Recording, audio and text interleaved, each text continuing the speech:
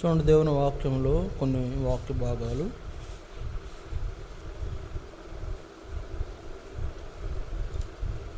మనం జ్ఞాపకం చేసుకుని మనం ప్రభువుని ఆరాధిస్తాం. క్లుప్తంగా వాక్యాన్ని వింటాం.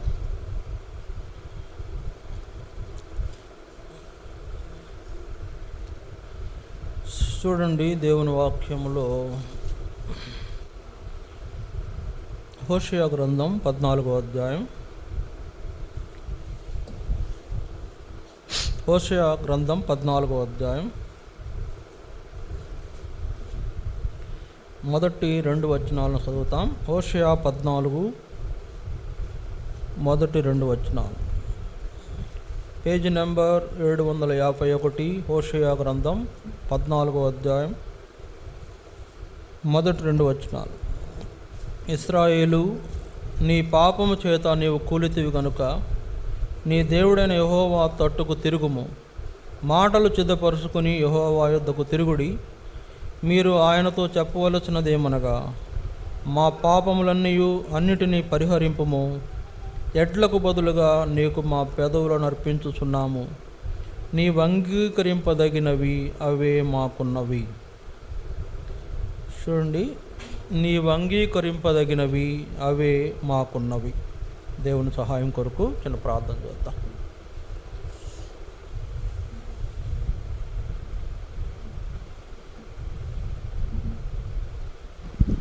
ప్రేమగల తండ్రి, పరిశుద్ధుడైన దేవ, నీ స్తోత్రాలు.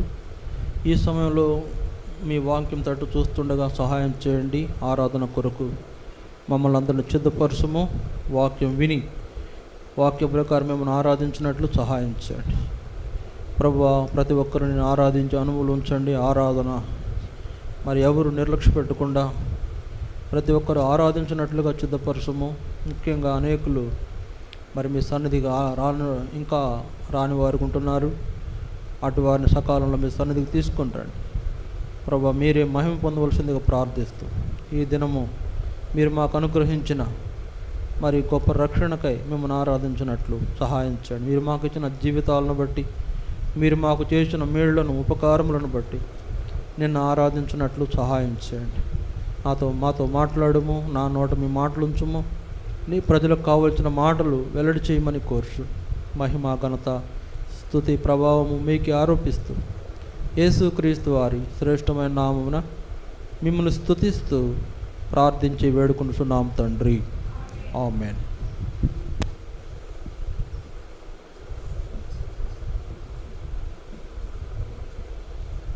ఇక్కడ రాయబడిన మాటలు చూడండి. నీవు అంగీకరింపదగినవి అవే మా యొద్ద ఉన్నవి, అవే మాకున్నవి.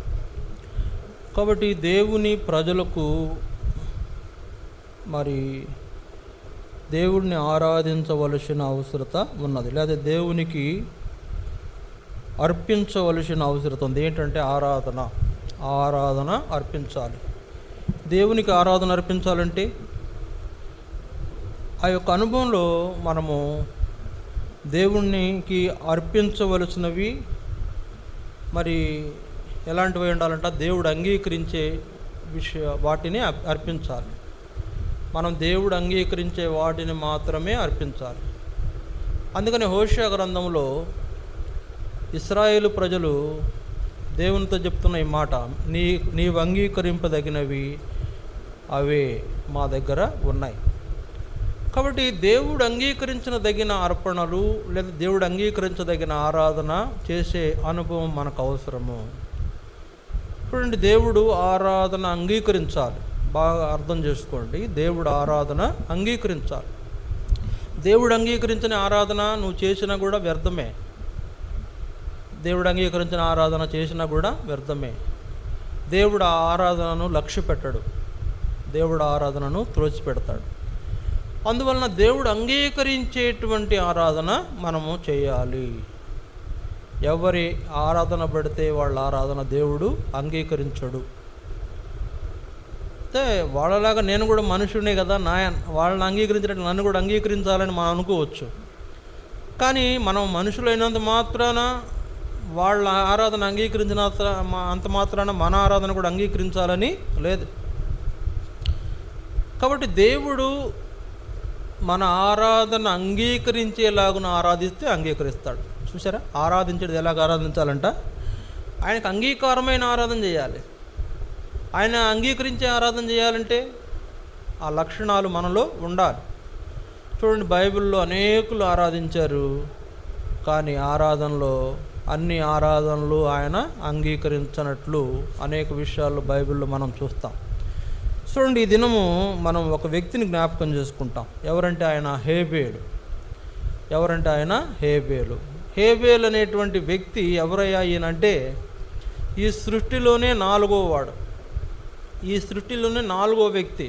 అంటే దేవుడు కలుగు చేసిన ఈ సృష్టిలో, కోటాను కోట్ల జీవరాశులున్న ఈ సృష్టిలో మానవుడుగా నిర్మాణం చేయబడిన ఆదాము, హవ్వ, తర్వాత వాళ్ళిద్దరికి పుట్టిన 2 కుమారుల్లో 2వ వాడు హేబేలు.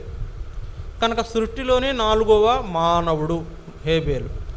కనుక హేబేలు యొక్క ఆరాధన దేవుడు అంగీకరించాడు. హేబేలు యొక్క దేవుడు ఆరాధనను దేవుడు ఏం చేశాడంట? అంగీకరించాడు. అంటే ఇంకో మాట చూడండి, అందుకని ఆదికాండం 4వ అధ్యాయం 4వ వచనం. ఆదికాండం 4వ అధ్యాయం 4వ వచనం చూడండి. ఆదికాండం 4వ అధ్యాయం 4వ వచనం. హేబేలు కూడా తన మందలో తొలిసూలిన పుట్టిన వాటిలో క్రొవ్విన వాటిని కొన్ని తెచ్చెను. యెహోవా హేబేలును అతని అర్పణమును లక్ష్యపెట్టెను. 5వ వచనం. కయీనును అతని అర్పణను ఆయన లక్ష్య పెట్టలేదు. చూసారా, ఇక్కడ వ్రాయబడిన మాటలు గమనిస్తే 4వ వచనంలో దేవుడు హేబేలు అర్పణమును లక్ష్య పెట్టాడు, కయీను అర్పణమును లక్ష్య పెట్టలేదు. ఎందుకు లక్ష్య పెట్టలేదు? మనం ఆలోచిస్తే కయీను తెచ్చిన అర్పణ శాకాహారం. ఏంటంట? కయీను తెచ్చిన అర్పణ శాకాహారం, అందుకే లక్ష్య పెట్టలేదని మనం అనుకుంటాం. హేబేలు తెచ్చిన అర్పణ మాంసాహారం, కనుక మాంసం అర్పించాడు కనుక లక్ష్య పెట్టాడు. శాకాహారం అర్పించాడు కనుక కయ్యను లక్ష్య పెట్టలేదని మనం అనుకుంటాం. కానీ పొరపాటు అండి. దేవుడు లక్ష్య పెట్టనిది, కయ్యను అర్పణ లక్ష్య పెట్టనిది అందుకు కాదు. కనుక దేవుడికి అసలు ఆ అర్పణ అర్పించాలని వాళ్ళకి నేర్పించేది ఎవరు? దేవుడికి వీళ్ళు అర్పణ అర్పించాలని మొట్టమొదట దేవునికి అర్పించిన అర్పణ అదే. ఈ సృష్టిలో, ఈ భూమి మీద మానవ నిర్మాణం చేయబడిన తర్వాత మరి దేవునికి ఒక ఆరాధన చేయాలి, లేకపోతే దేవునికి అర్పణ అర్పించాలనేటువంటి విషయము వాళ్ళకు తెలియదు. వాళ్ళకు ఆ దినాల్లో బోధించిన వాళ్ళు కూడా ఎవరు? బహుశా నేను అనుకుంటాను ఆదాము హవ్వలు ఆ రీతిగా బహుశా వాళ్ళకు చెప్పుండాలి. ఆదాము హవ్వలు కూడా దేవునికి అర్పణ అర్పించలేదే? అర్పించారా? వాళ్ళు కూడా అర్పించలా. కానీ వీళ్ళకి ఈ ఆలోచన రావడమే చాలా గొప్ప విషయమే. బహుశా ఆదాము హవ్వలు ఆజ్ఞ మీరిన తర్వాత, వాళ్ళు ఏదైనా నుంచి వెళ్ళగొట్టబడిన తర్వాత వాళ్ళకి అర్థమై ఉంటుంది, దేవుడికి ఏం చేస్తే ఆయన కోపాన్ని చల్లార్చగలుగుతామో అర్థమయ్యి, మేము చేయడం కంటే కూడా మీరు చేస్తే అర్పణ దేవుడు సంతోషిస్తాడని బహుశా వాళ్ళ పిల్లలకు నేర్పుండాలి. ఈ రోజుల్లో మనం ఆరాధించడం నేర్చుకోవాలి, మనతో పాటు మన పిల్లలకు కూడా నేర్పాలి. ఆరాధించడం అనేది గొప్ప భాగ్యం అండి. ఆరాధించడం అనేది అంత తేలికైన విషయమేం కాదు. అది కూడా దేవుడు అంగీకరిస్తాడో లేదో తెలియదు, కనుక ఆయన అంగీకరించేలాగా ఆరాధన చేయాలి. కనుక ఈ అనుభవంలో వాళ్ళు ఆదాము హవ్వలు కయీను హేబేలును తీసుకొచ్చారు. అయ్యా, దేవునికి మీరు ఏదైనా అర్పణ అర్పిస్తే మంచిది అని వాళ్ళు బహుశా చెప్పుండొచ్చు. ఆ రీతిగానే వాళ్ళు ఏం చేశారంటే దేవునికి అర్పణములు తీసుకొచ్చారు, ఇద్దరు తీసుకొచ్చారు. అయితే హేబేలు యొక్క అర్పణ దేవుడు లక్ష్య పెట్టాడు, కయీను అర్పణ దేవుడు లక్ష్య పెట్టలేదు. సరే, వీళ్ళు ఇలా తేవడానికి కారణం కూడా ఉందిలేండి. హేబేలు గొర్రెల కాపరి, కయీను నేలను సేద్యం చేసేవాడు, అంటే పంటలు పండించేవాడు. కాబట్టి వాళ్ళ సామర్థ్యం మేర పంటలు పండించేవాడు కనుక కయీను కూరగాయలు అవి తీసుకొచ్చాడు. హేబేలు ఏమో గొర్రెల కాపరి కనుక ఒక గొర్రెను వధించి తీసుకొచ్చి దేవునికి అర్పించాడు అనుకుందాం. సరే, వాళ్ళ వృత్తులను బట్టి లేదా వాళ్ళు చేస్తున్న జీవన విధానాన్ని బట్టి వాళ్ళకు కలిగింది దేవుడు తీసుకొచ్చి అర్పించారు. ఇది కూడా గొప్ప విషయమే. మనకు కలిగిన దాంట్లో దేవునికి అర్పించటం చాలా గొప్ప విషయం. మనకు కలిగిన దాంట్లో దేవుని అర్పణ దేవునికి ఇవ్వడం అనేది మరి మనకు చాలా మనం చేయవలసిన లేదా నేర్చుకోవలసిన విషయం. హేబేలు కయీను దాన్ని చక్కగా నేర్చుకుంటూ వచ్చారు. సరే, ఏదైనా కూడా అర్పణ తీసుకొచ్చారు. ఆ అర్పణలో హేబేలు యొక్క అర్పణ దేవుడు అంగీకరించడానికి గల కారణాలు ఏంటి? హేబేలు యొక్క అర్పణ దేవుడు అంగీకరించకపోవడానికి లేకపోతే లక్ష్య పెట్టకపోవడానికి కారణం ఏంటి అని మనం చూస్తాం. చూడండి, ఈ దినాల్లో కూడా మన ఆరాధన అంగీకరించదగిన ఆరాధన లేకపోతే అంగీకరించలేని ఆరాధన. సరే, నేను ఎందుకు చెప్తా, దేవుడిని ఆరాధించడం అంత ఈజీ ఏం కాదు. దేవుడు మనం ఆరాధన చేస్తే ఆయన చెవి యొగ్గి వినాలి. అంతేకాదు, మనం ఆరాధన చేస్తుంటే ఆయన పెదవుల మీద నవ్వు రావాలి. దేవుడిని సంతోషపెట్టి ఆరాధన చేయాలి. దేవుడిని సంతోషపెట్టి ఆరాధన చేయాలంటే తగినట్లు చేయాలి. ఇప్పుడు చూడండి, హేబేలు అర్పణ దేవుడు అంగీకరించడానికి గల ఒక ప్రాముఖ్యమైన సూచన ఏంటంటే, దేవునికి ఏది ఇష్టమో హేబేలు మొదట గ్రహించాడు. దేవునికి ఎలా అర్పణ అర్పిస్తే బాగుంటుంది అనేటువంటి అవగాహన తనకు వచ్చింది. కాబట్టి ఆ కయ్యను కాదు అవగాహన రాలా, దేవునికి ఇష్టమైన అర్పణ అర్పించాలనేటువంటి అవగాహన రాలా. బహుశా దేవునికి ఏది ఇష్టం, శాకాహారమా మాంసాహారం? అంటే దేవునికి ఏది ఇష్టం చెప్పండి? మాంసాహారమే. ఎందుకు? ఆయన అన్నాడు, దేవుడు ఏమన్నాడంటే మోసేతో, మీరు మరి బలి ఇచ్చినప్పుడు, పస్కా బలి ఇచ్చినప్పుడు అందులో వచ్చే కొవ్వంతా నాది అన్నాడు. మీది జబ్బ మీరు పంచుకోండి, అదేదో మీ ఇంకో భాగం మీరు పంచుకోండి, ఆ గుండెకాయ ఒకటి తీసుకోండి, కాళ్ళు ఒకటి తీసుకోండి, అదంతా నాకు అనవసరం, నాది మాత్రం కొవ్వు, నా భాగం కొవ్వు అని దేవుడే అన్నాడు. మన పితరుడైన నోవాహు కూడా దేవుణ్ణి శాంతపరచడానికి వాడినది క్రొవ్వే. ఆ క్రొవ్వు వాడి దేవునికి అర్పించి ఆ సువాసన ఆయనకు వెళ్ళేటట్టు చేస్తే, ఆ సువాసనను ఆగ్రహించి దేవుడు ఏం చేశాడు, భూమి మీద కోపం రాకుండా నిమ్మళించాడు, శాంతి నొందిన వాడుగా ఉన్నాడు. నోవాహు అంటేనే నెమ్మది. ఆ నెమ్మది కలిగిన నోవాహు దేవుణ్ణి నెమ్మదిపరచడానికి ఉపయోగించిన ఆ అర్పణ ఏంటంటే క్రొవ్వే. కాబట్టి ఇది దేవునికి ఇష్టమైంది. అట్లానే ఇప్పుడు హేబేలుకు అర్థమైంది దేవునికి ఏది ఇష్టమో అంటే పొట్టేళ్ళు అర్పిస్తే ఇష్టం. చూసారా, దేవునికి ఏమి ఇష్టమో ఏమర్పిస్తే ఇష్టమో మనం ఎప్పుడైనా గ్రహించామా? ఏదో పెదవులతో 4 మాటలు చేస్తున్నాం, వెళ్ళిపోతున్నాం. మన నోరేగా, మరి ఆ నోరుతో దేవుడిని ఆరాధిస్తున్నావు. మరి ఆ నోరుని పవిత్రమైన నోరుగా ఉందా ఆ నోరు? ఆ నోటితో ఎన్ని అబద్ధాలు పలుకుతాం, ఎన్ని శాపవచనాలు పలుకుతాం. మన నోరంట దీవించవలసిన నోరుగా ఉండాలంట, కానీ మనం ఏం చేస్తాం, దీవించవలసిన నోరుతో శాపవచనాలు పలుకుతాం. ఆ శాపవచనాలు పలికిన నోటితోనే మళ్ళీ దేవుడిని ఆరాధించడానికి మందిరం అనుకో. దేవుడు అంగీకరిస్తాడా? అంగీకరించడా? బూతులు మాట్లాడాం, అబద్ధాలు చెప్పాం, అపవిత్రమైన మాటలు పలికాము, అదే నోటితో మళ్ళీ దేవుని దగ్గరకు వచ్చి ఆరాధన చేయడానికి కూర్చున్నాం. దేవుడు అంగీకరించడా? మనము ఈ విషయాన్ని స్పష్టంగా గ్రహించాలి. ఒకవేళ దేవుడు అంగీకరించే ఆరాధన చేస్తే మంచిది, దేవుడు అంగీకరించిన ఆరాధన చేసినా ఆయన లక్ష్య పెట్టని ఆరాధనగా మిగిలిపోతుంది.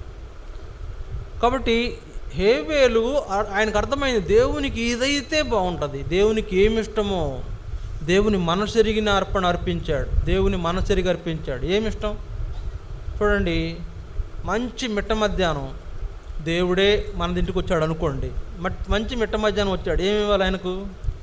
సరే, దేవుడు కాకపోతే ఎవరో ఒక వ్యక్తి వచ్చాడు, మంచి మిట్ట మధ్యాహ్నం మన ఇంటికి ఒకళ్ళు వచ్చారు, ఏమి ఇవ్వాలి వాళ్ళకి? వేడి కాఫీ ఇద్దామా? మంచి మిట్ట మధ్యాహ్నం, మంచి ఎండలో అల్లాడిపోతున్నాడు, మళ్ళీ నువ్వు ఇంకొంచెం దానికి నిప్పులు ఏంటంట మళ్ళీ ఎగదోస్తున్నావు, మంట పెడుతున్నావు. కనుక అది అంగీకరించేదిగా ఉందా లేదా అంటే, సారీ ఏమనుకోవద్దు, ఇది నేను తీసుకోను, నా వల్ల కాదని. మరి ఏం కావాలి? వాట్ యూ వాంట్ అంటే, ఐ వాంట్ కూల్ వాటర్, చల్లని పానీయం ఇవ్వండి, చల్లని మజ్జిగ ఇవ్వండి.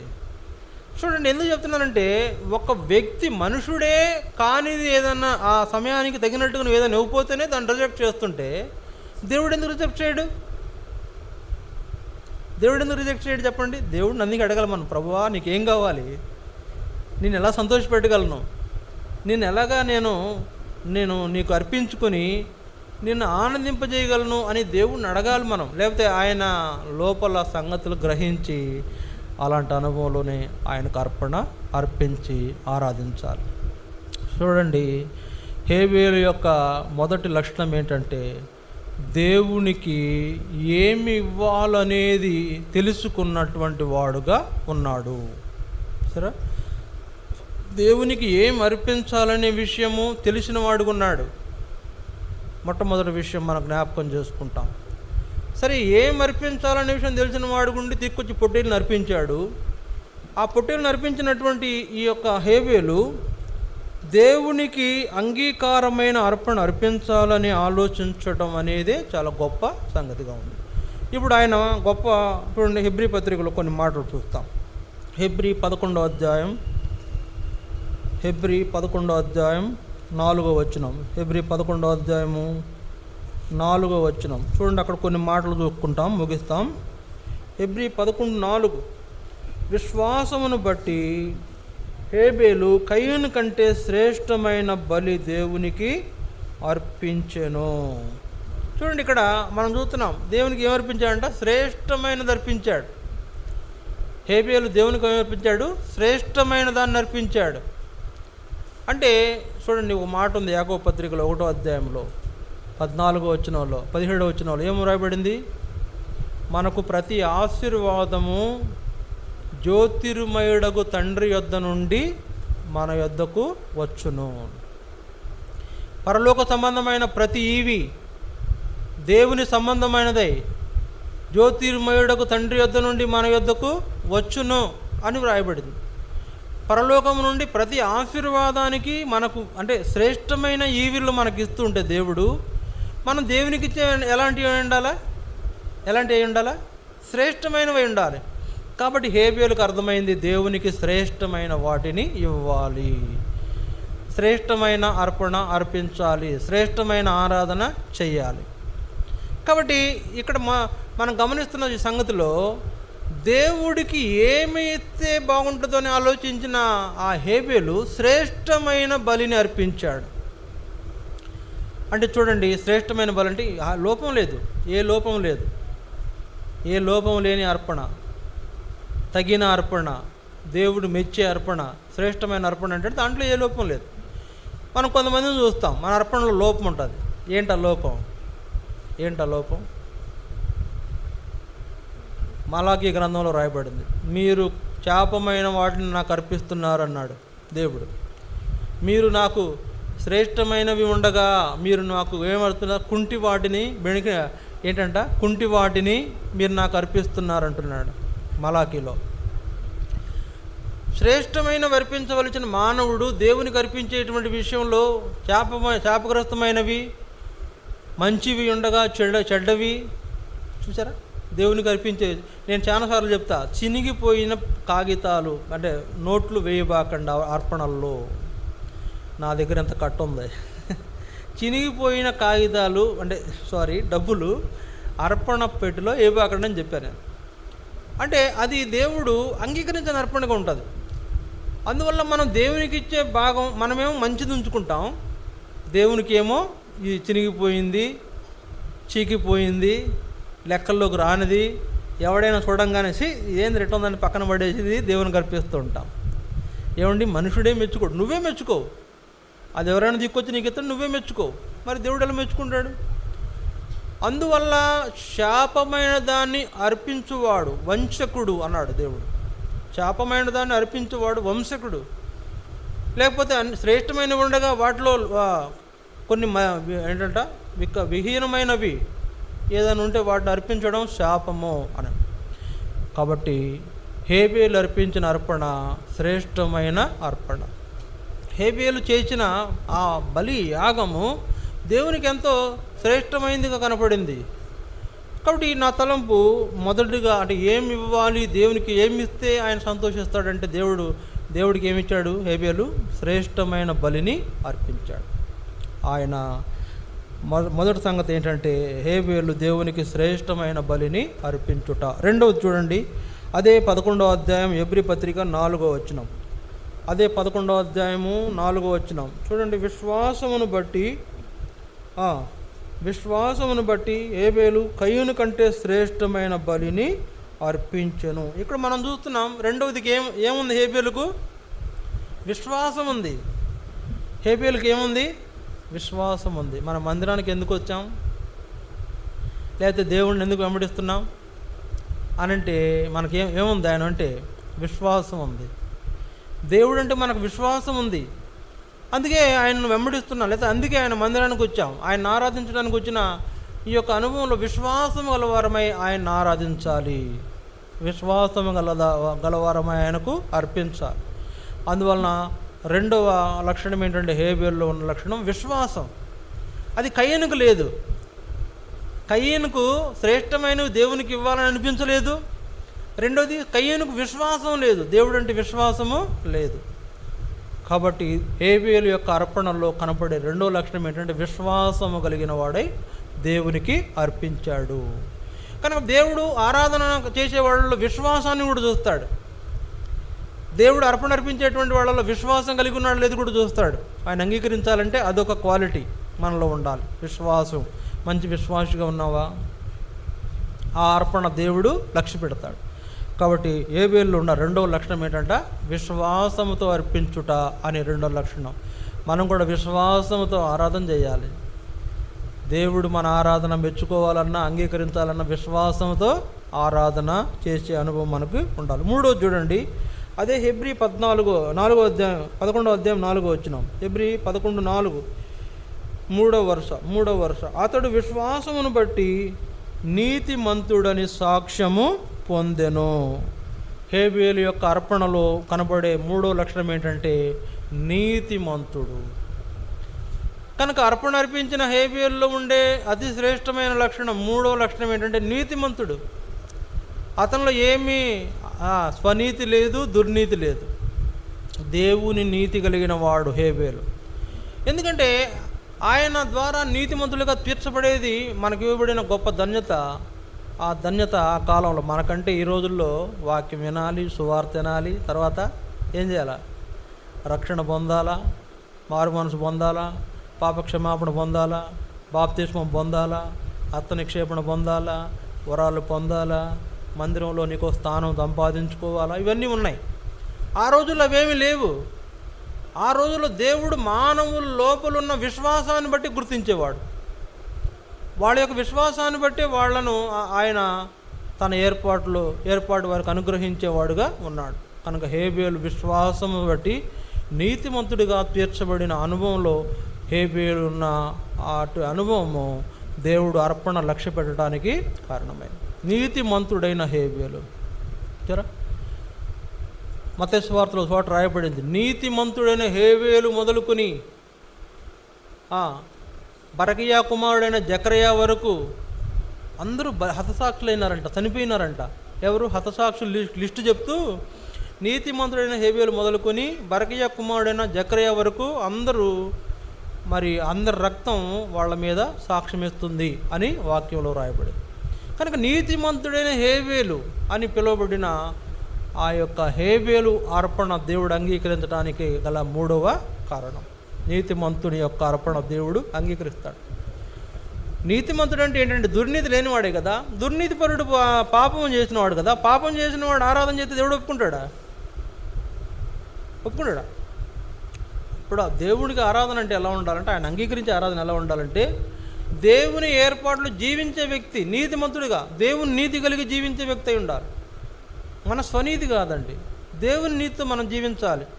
అలాంటి వాడు కనుక హేబేలు అతని యొక్క అర్పణను లక్ష్య పెట్టడానికి కారణమైంది. నీతిమంతుడైన హేబేలు యొక్క బలిని దేవుడు అంగీకరించాడు. ఇది మూడవ సంగతి. నాలుగవ సంగతి చూడండి. నాలుగో సంగతి అక్కడే ఉంది దేవుని వాక్యంలో. హెబ్రీ 11వ అధ్యాయం 4వ వచనం. విశ్వాసమును బట్టి హేబేలు కయ్యూను కంటే శ్రేష్టమైన బలి దేవునికి అర్పించెను. దేవుడు అతని అర్పణలను గూర్చి సాక్ష్యమిచ్చినప్పుడు అతడు ఆ విశ్వాసమును బట్టి నీతిమంతుడని సాక్ష్యము పొందెను. దేవుడు హేబేలును గురించి సాక్ష్యం ఇస్తున్నాడు. దేవుడు హేబేలును గురించి సాక్ష్యం ఇచ్చాడు. మన గురించి మనకు ఆ సాక్ష్యం ఉందా? దేవుడు హేబేలు గురించి సాక్ష్యం ఇచ్చాడు. చూడండి, దేవుడు చాలామందిని గురించి సాక్ష్యం ఇచ్చాడు బైబిల్లో. వాళ్ళల్లో హేబేలు ఒకడు. కొంతమందిని గురించి ఇచ్చిన సాక్ష్యంలో వాళ్ళు చేసిన తప్పులు అతను నా ముందు సరిగా లేడు అని చెప్పాడు. కానీ కొంతమందిని గురించి చెప్పాడు, అతడు నా ఎదుట నిందారహితుడు అని చెప్పాడు. ఎవరిని గురించి చెప్పాడు? నోవహుని గురించి చెప్పాడు. ఎవరిని గురించి చెప్పాడు? యోబుని గురించి చెప్పాడు. అతడు నా ఎదుట నిందారహితుడు. లేకపోతే యోబుని గురించి చెప్పాడు, అతడు నిందారహితుడును దేవుని యందు భయభక్తులు కలిగిన వాడని చెప్పాడు. కాబట్టి ఇట్లా కొంతమందిని గురించి సాక్ష్యం ఇచ్చినటువంటి జాబితాలో హేబేలు కూడా ఉన్నాడు. హేబేలు నీతిమంతుడు, హేబేలు విశ్వాసం గలవాడు, హేబేలు శ్రేష్టమైన ఆలోచన ఆలోచిస్తాడు, శ్రేష్టమైన వాటిని ఆలోచిస్తాడు. శ్రేష్టమైన వాటిని ఆలోచించడం అంటే దేవుని గురించి, దేవుని కార్యముల గురించి ఆలోచించడమే కదా. శ్రేష్టమైన ఆలోచించడం అంటే దేవుని మందిరం, దేవుని ఆరాధన, దేవుని ప్రజలతో సహవాసం, పరలోకం గురించి ఆలోచించేవాడు. శ్రేష్టమైన ఆలోచించినవాడు అంటే లోకాన్ని గురించి ఆలోచించేవాడు, పాపాన్ని గురించి ఆలోచించేవాడు, మందిరాన్ని గురించి ఆలోచించడు, ఆరాధన గురించి ఆలోచించడు. కాబట్టి శ్రేష్టమైన వాడని ఆయన గురించి సాక్ష్యము, దేవుని చేత సాక్ష్యం పొందినటువంటి అనుభవంలో ఉన్నాడు కనుకే దేవుడు అతని అర్పణను లక్ష్య పెట్టాడు. కనుక ఆరాధన లక్ష్య పెట్టాలంటే మనకి ఇలాంటి లక్షణాలు ఉండాలి. మొదట ఏముండాలా? శ్రేష్టమైనవి దేవునికి అర్పించాలి. వంకర టింకర వద్దు, కుంటి వద్దు, చెడువి కుళ్ళిపోయింది. అన్ని మంచి పండ్లు నీ బుట్టలో దాక్కున్నావు, కుళ్ళిన పండ్లు దేవునికి తీసుకొస్తావా? అది అంగీకరించని అర్పణ. మంచి నోట్లేమో లోపల కుక్కుతున్నావు, చెడు నోట్లేమో బయట తీసుకొస్తున్నావు. అయ్యా ఇదేముందని అక్కడికి ఇస్తున్నావు దేవునికి. అది దేవుడు దాన్ని యాక్సెప్ట్ చేయడు. తర్వాత ఇలాంటి లోపాలు కలిగిన దాన్ని అర్పించుడు కంటే కూడా హేబేలు వలె కయీను అర్పణ దేవుడు ఎందుకు అంగీకరిస్తుందంటే అతనికి విశ్వాసం లేదు.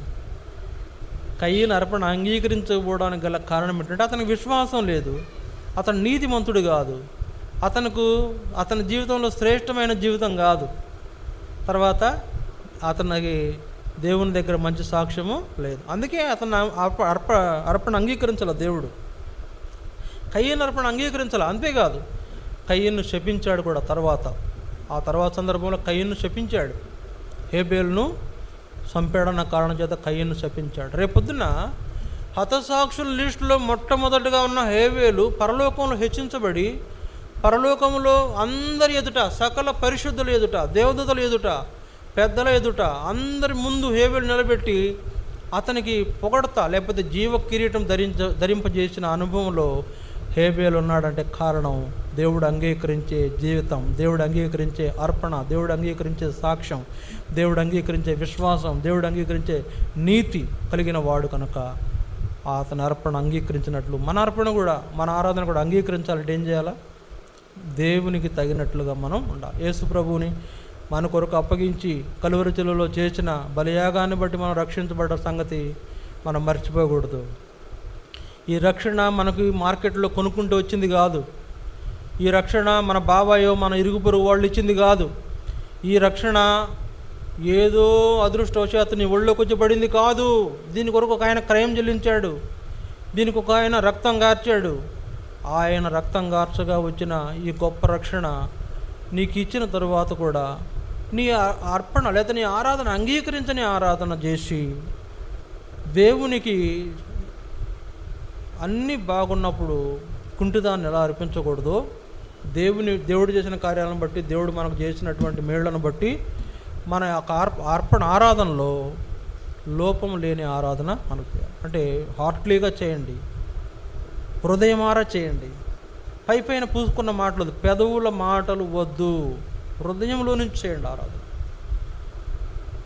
ఆ యొక్క మాటలు కడుపులో నుంచి రావాలా, లోపల నుంచి రావాలా, హృదయ అంతరంగంలోంచి రావాలి. అలాంటి ఆరాధన దేవుడు అంగీకరిస్తాడు. కాబట్టి మనం రక్షించబడ్డాం. హేబేలు కంటే గొప్ప జీవితం మనకు ఇవ్వబడింది. అలాంటి జీవితం మనకు ఇవ్వబడిన కారణాన దేవుడిని మనము ఆరాధిస్తాం. అలాంటి ఆరాధన చేసి ఆయన అంగీకరించినట్టు మనం ఆరాధన చేసేవారుగా మనం ఉండాలనేదే దేవుడు కోరుతున్నాడు. ఈ వాక్యాన్ని ఆధారం చేసుకుంటాం, మనం ప్రభువుని ఆరాధిస్తాం. దయచేసి ఆరాధించండి.